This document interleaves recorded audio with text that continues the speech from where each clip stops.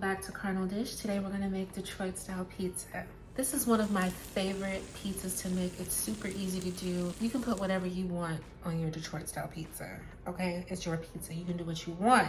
So let's get started by making the dough.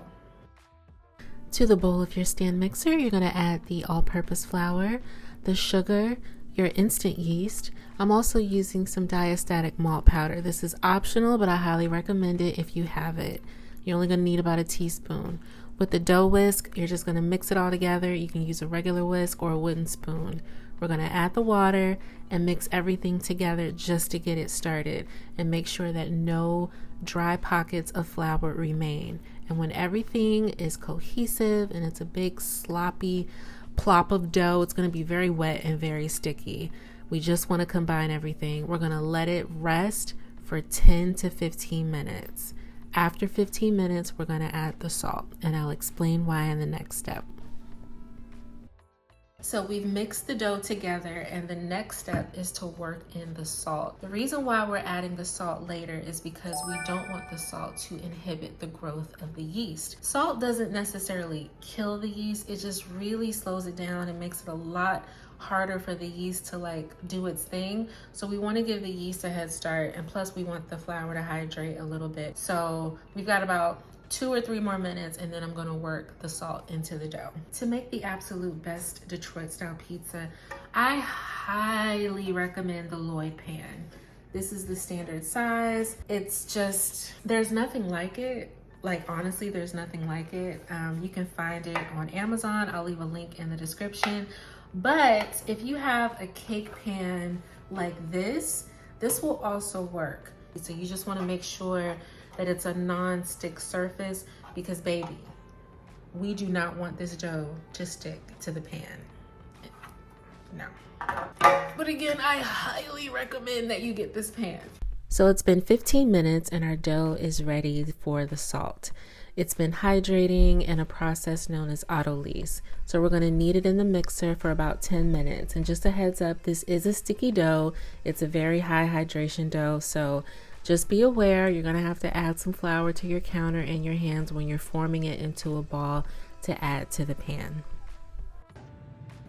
Here's my dough. It's a moderately sticky dough, so I'm going to flour the surface just a little. Oops.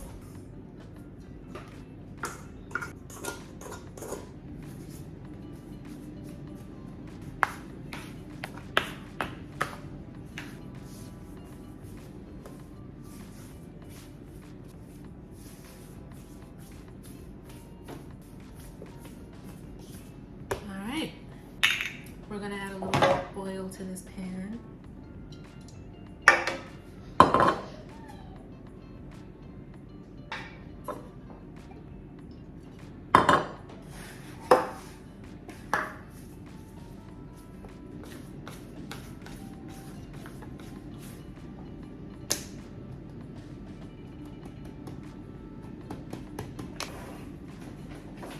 All right, I'm gonna put this in my oven, which is turned off.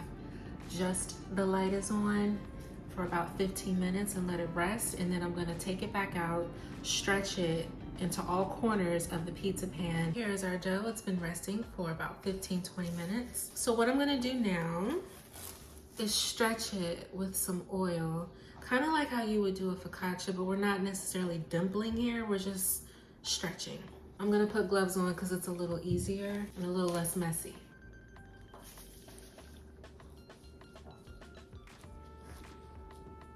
I'm not dimpling it, I'm just stretching it. And I'm gonna get the oil on the sides so that it doesn't stick as it rises.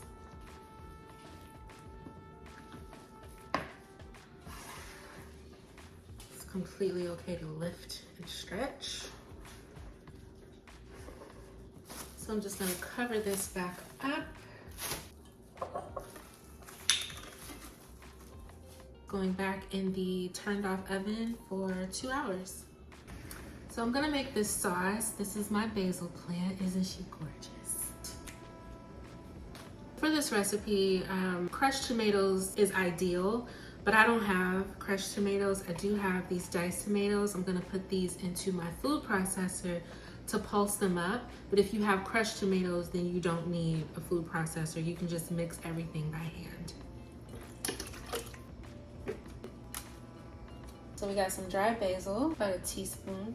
Got some salt, crushed red pepper flakes. The amount is completely up to you. Some dried oregano, some black pepper,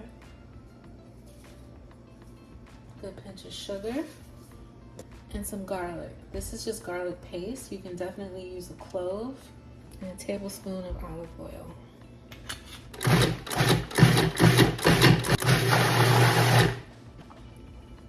There you go. Let's give it a taste. Yep. Oh, that's good. And this is a sauce that you can make like a day ahead. I'm gonna grate my cheese. I'm using just mozzarella. Typically they use a cheese called brick cheese for Detroit style pizza, but that is incredibly difficult to find in most grocery stores. So you can use mozzarella, you can use Monterey, Oaxaca, whatever melty, gooey cheese that you like, use that. And you can use a blend if you prefer. So what I'm gonna do is shred, I have a block of low moisture, whole milk mozzarella. That is my favorite for pizzas. It melts beautifully. And I'm gonna shred that by hand and just leave it to the side.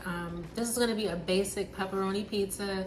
You can put whatever you want on your pizza. Please, please, please, for the love of God, avoid the pre-shredded stuff in the bag. I know it's convenient, but it just doesn't melt very well. Get the block, get you a cheese grater, and get to work.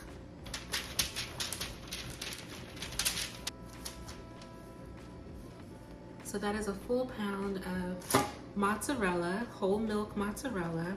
I'm actually going to spread a very thin layer of this delicious garlic dip called tune just on the base of the naked dough, and then I'm gonna pile the cheese on it and the pepperoni, and then put 2 thick stripes of the sauce that we made, the pizza sauce.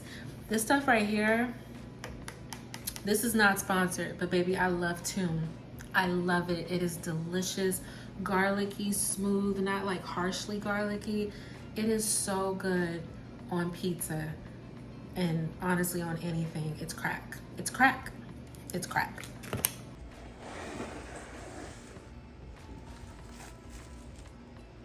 Look at this. It's about to deflate as I put stuff on it. So this dough is nice and puffy. As you can see, it's reached all 4 corners of the pan. So I'm gonna go ahead and put the tune on it, and then I'm gonna put the cheese on it, the pepperoni, and the sauce, the pizza sauce. I'm not wasting any of this. I'm just gonna put dollops of it.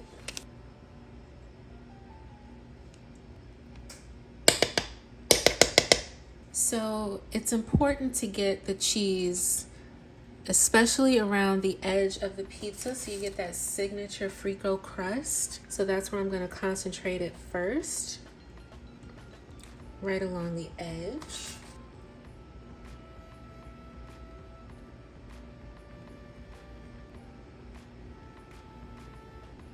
Mozzarella is notoriously bland, so I am gonna add some salt to this, just some pink Himalayan salt and some pizza seasoning.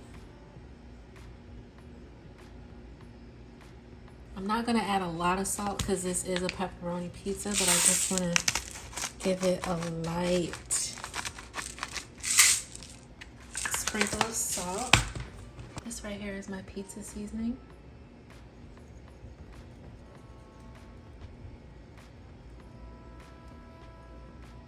This is the pepperoni that I'm using. This is the one that cups.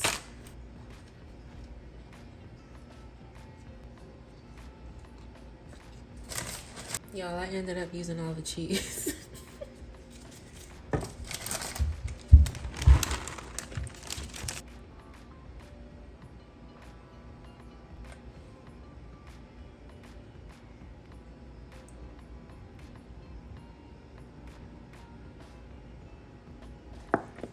Alrighty, y'all. This is going into the oven for about 20 minutes.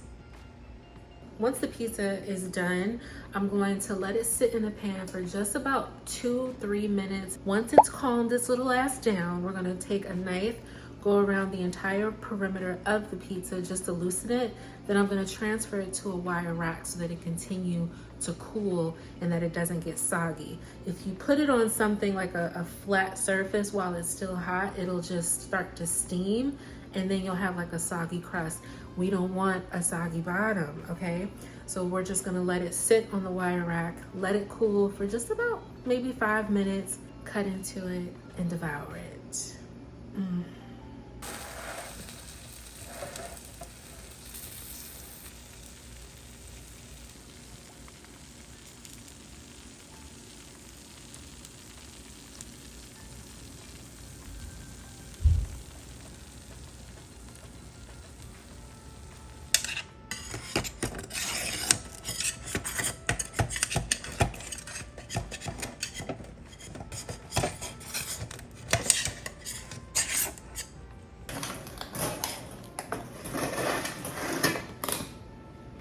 Not much oil left in the pan. It's hot. First things first, we gotta put some Parmigiano Reggiano on this. Got some fresh basil. Not wait to put you in my mouth. Let's cut this baby open.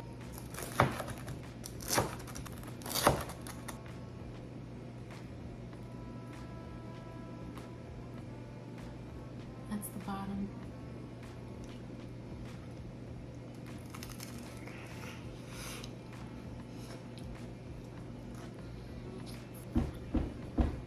Oh my God.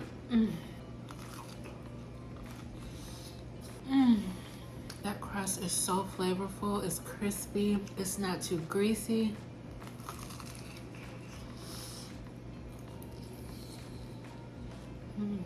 Oh my God.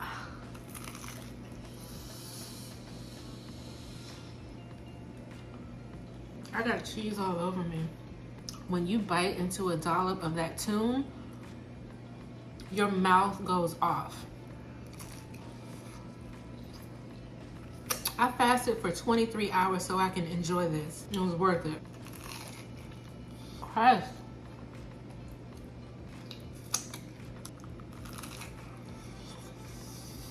This is so good.